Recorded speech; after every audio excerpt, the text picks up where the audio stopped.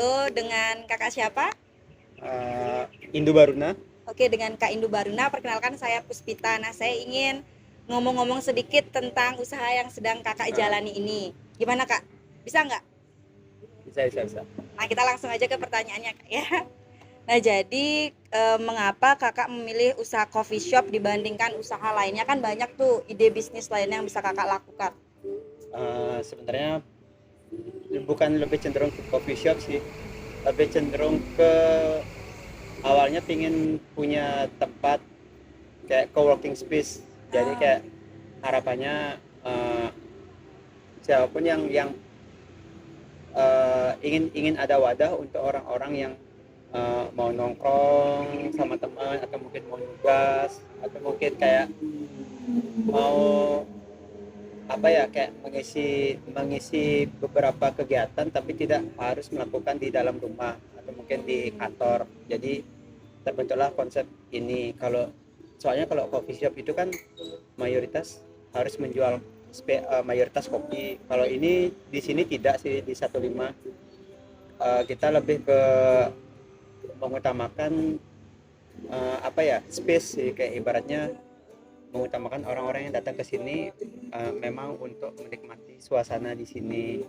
Uh, jadi ini tuh bukan coffee shop yang lotok coffee shop, ya tapi ini lebih ke ke co-working. ya ke working space sih. Co-working space. Oke.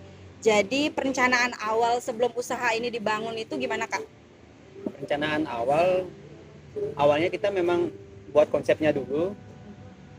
Konsep kita itu pingin orang datang ke sini, uh, gimana caranya orang datang ke sini memang tujuannya untuk menikmati uh, vibes di sini, suasana di sini.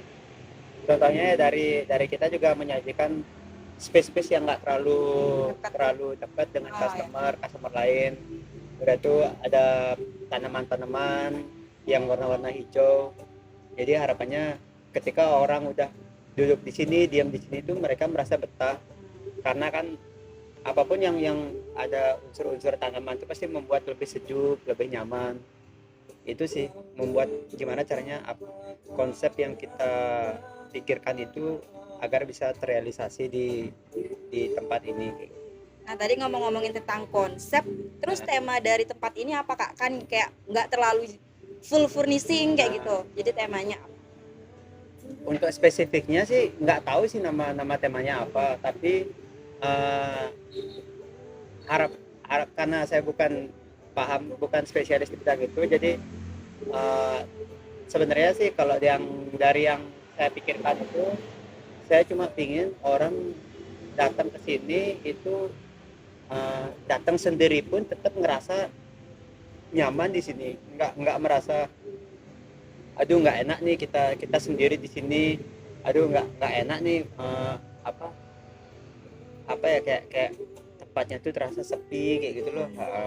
Kalau temanya sih nggak tahu ya, cuma kita pingin tempat ini tuh pingin terlihat sejuk, pingin terlihat uh,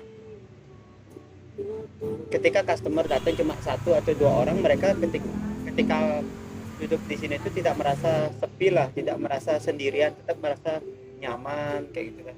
Itu sih. Jadi yang utama dari tempat itu adalah kenyamanan customer kak. Ya kenyamanan. Sejak kapan kakak buka usaha ini?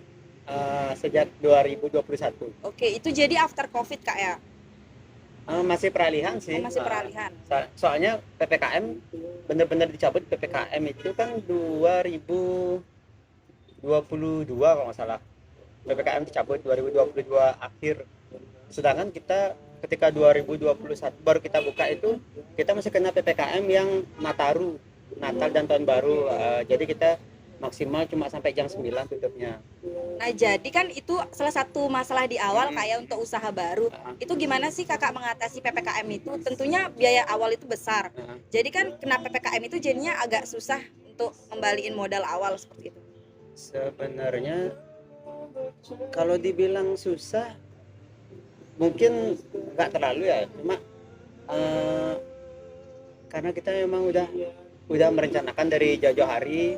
Kita pun bukanya kondisi masih covid, jadi uh, hal-hal yang memang lebih buruk pun sudah kita pikirkan. Jadi ketika ada ppkm yang seperti itu, bukan nggak masalah lagi sih. Beda halnya kalau kita buka sebelum COVID, tiba-tiba kena COVID, mungkin baru menjadi masalah. Karena kita emang bukanya kondisi ketika COVID memang susah mencari customer, kita memang sudah siap akan risiko itu, jadi bukan suatu masalah sih, nggak terlalu susah. Nah, selain masalah awal tentang PPKM itu, ada masalah lain lagi nggak, Kak, di awal-awal pembukaan usaha ini? Lebih cenderung ke psikologi market sih, Oh, psikologi market.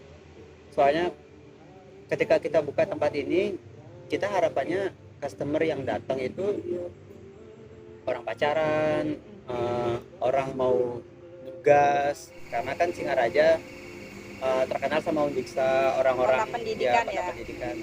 Awalnya kita berpikir, oh pasti banyak nih orang-orang yang butuh untuk bekerja di luar kantor, atau mungkin melakukan menyelesaikan tugas-tugasnya di luar kampus atau di mana lah, butuh tempat-tempat yang nyaman, yang asik kayak gitu kan, butuh tempat yang bisa menginspirasi.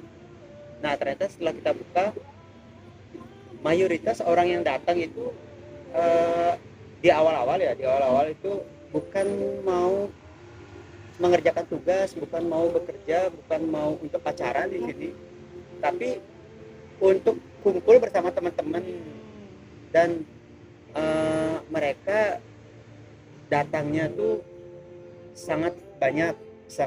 Satu circle itu, untuk satu table itu bisa satu circle 5 orang, udah tuh 7 orang, bahkan ada yang banyak dari mereka itu booking tempat kita untuk 15 orang kayak gitu loh. Jadi itu di luar dari yang kita rencanakan, itu sih susahnya. Itu hal yang tidak kita rencanakan di awal. Jadi karena kita ngebuat konsep meja yang kecil-kecil untuk kapasitas 3 orang, kapasitas 2 orang, sedangkan market menilai tempat kita tuh bisa untuk beramai-ramai. Jadi kita cukup kewalahan juga sih untuk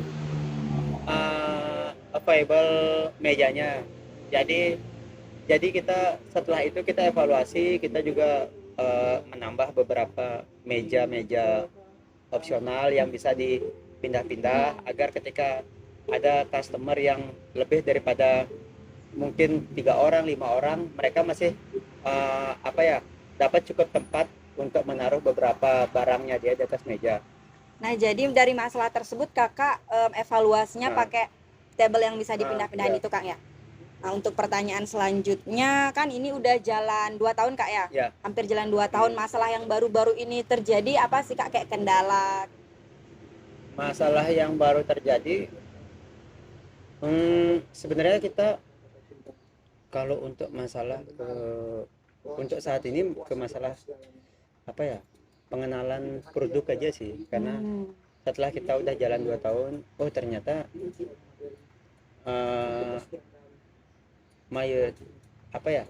positioning kita di masyarakat mengenai 15 itu bukanlah tempat makan, bukan tempat yang ngejual makanan, tapi mereka merasa di sini tempat yang menjual dessert, yang manis-manis, roti-rotian. Memang sih menu awal kita ketika kita buka itu lebih banyak roti-rotian, brownies, udah itu ada dessert. Nah akhirnya setelah kita jalan hampir 2 tahun ini, kita memfokuskan untuk menambah menu-menu dessert, menu-menu roti-rotian. Kita akan terus menambah itu. Jadi harapannya sih semakin menguatkan branding 15 bahwa di sini tuh banyak varian dessert. Walaupun belum banyak sekali sih, tapi kita akan berusaha memperbanyak lagi varian-varian itu. Oke, jadi awalnya itu jual makanan berat, ada sosis, roti bakar, seperti itu. Jadi semakin kesini itu banyak dessert, biar mereka itu banyak dessert, tapi agak susah untuk branding tentang itu. Ya, pengenalan produk dessert itu memang agak susah, karena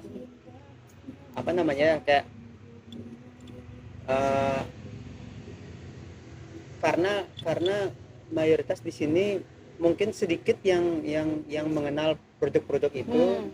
Jadi ketika kita menawarkan ke customer memang harus benar-benar secara detail agar customer juga memahami produk yang akan kita tawarkan. Soalnya kesalahan kita dulu-dulu itu kita menawarkan produk tapi tidak terlalu detail menjelaskan. Apakah kakak memiliki relasi atau circle yang berhubungan sama usaha ini kak? Kalau circle untuk saat ini secara spesifik belum ada. Tapi kalau kayak komunitas-komunitas